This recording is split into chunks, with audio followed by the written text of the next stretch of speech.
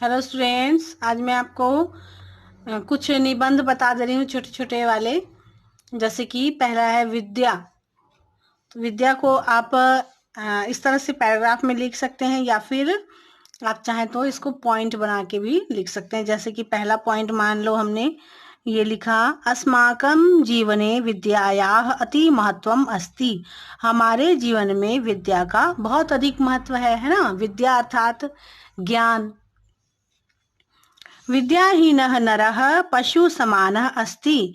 विद्याहीन, जिसके पास विद्या नहीं है, ज्ञान नहीं है, तो ऐसा मनुष्य भी पशु के समान है। क्योंकि जो जिसको ज्ञान नहीं होता उसे अच्छा बुरा सही गलत में वह निर्णय नहीं कर पाता है, तो वह मनुष्य जो है वो पशु के समान कहलाता है। इसीलिए तो ये हो गया आपका सेकंड पॉइंट हो गया, विद्याहीनः नरः पशु समानः अस्ति।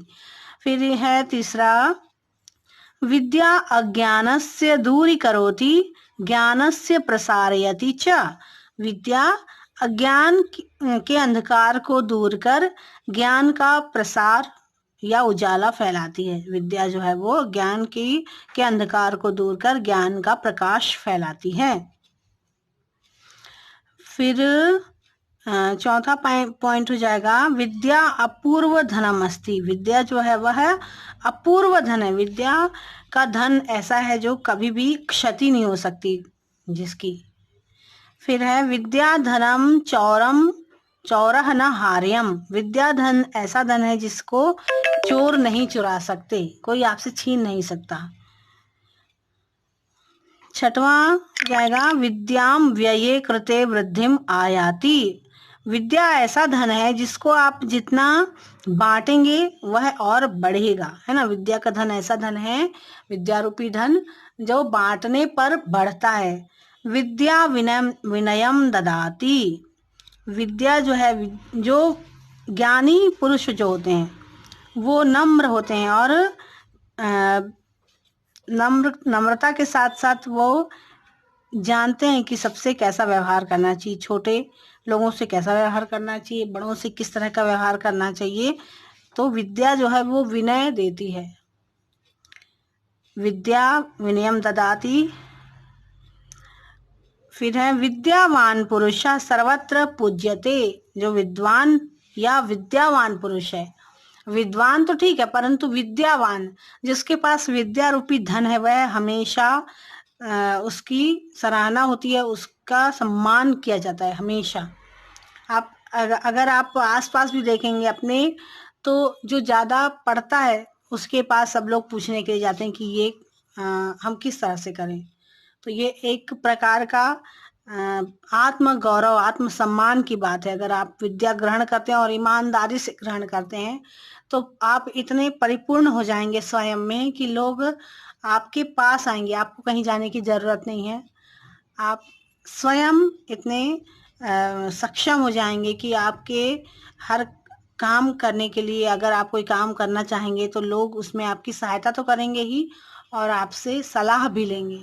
घर पे भी अगर आप पढ़ने लिखने में अच्छे हैं तो हर बात जो बड़े हैं वो भी आपसे पूछेंगे, सलाह लेंगे कि हम ऐसा करें तो ये कैसा रहेगा। ठीक है, एक और निबंध देख लेते हैं हम, वृक्षः। वृक्ष, वृक्ष के बारे में सभी भली भांति परिचित है हम सब।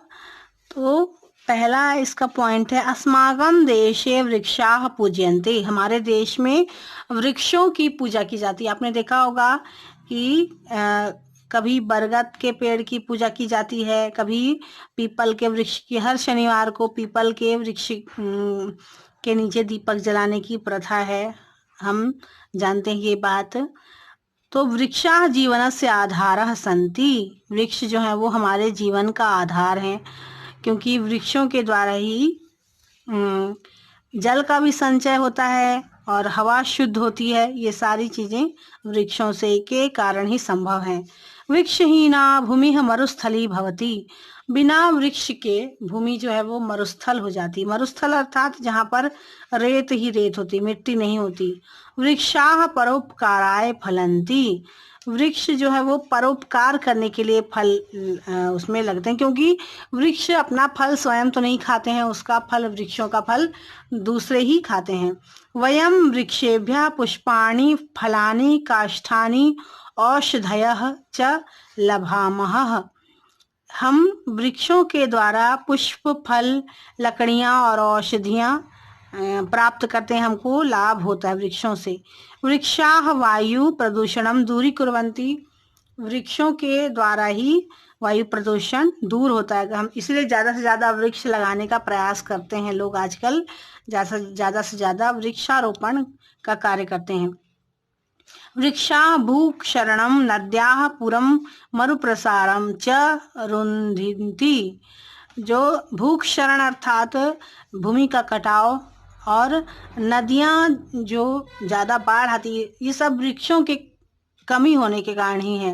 नहीं तो वृक्ष जो है वो जल को रोकते हैं, क्योंकि मिट्टी का कटाव रोकते हैं वृक्ष, और मरुस्थल को भी बढ़ने से रोकते हैं वृक्ष।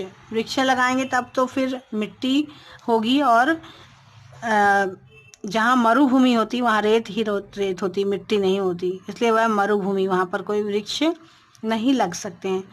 वृक्षाः जलपूर्णान् मेघान् अपि आकर्षयन्ति वृष्टयः। जहाँ पर वृक्ष होते हैं वहीं पे मेघ ज़्यादा बरसते हैं। आपने ध्यान दिया होगा कि नहीं दिया होगा, पर अब आप देखा करेंगे कि वृक्ष जो हैं मेघों को आकर्षित करते हैं। जहाँ घना जंगल होता, ज़्यादा वर्षा होती वहाँ। वृक्षः प्राणिनां रक्षां करोति।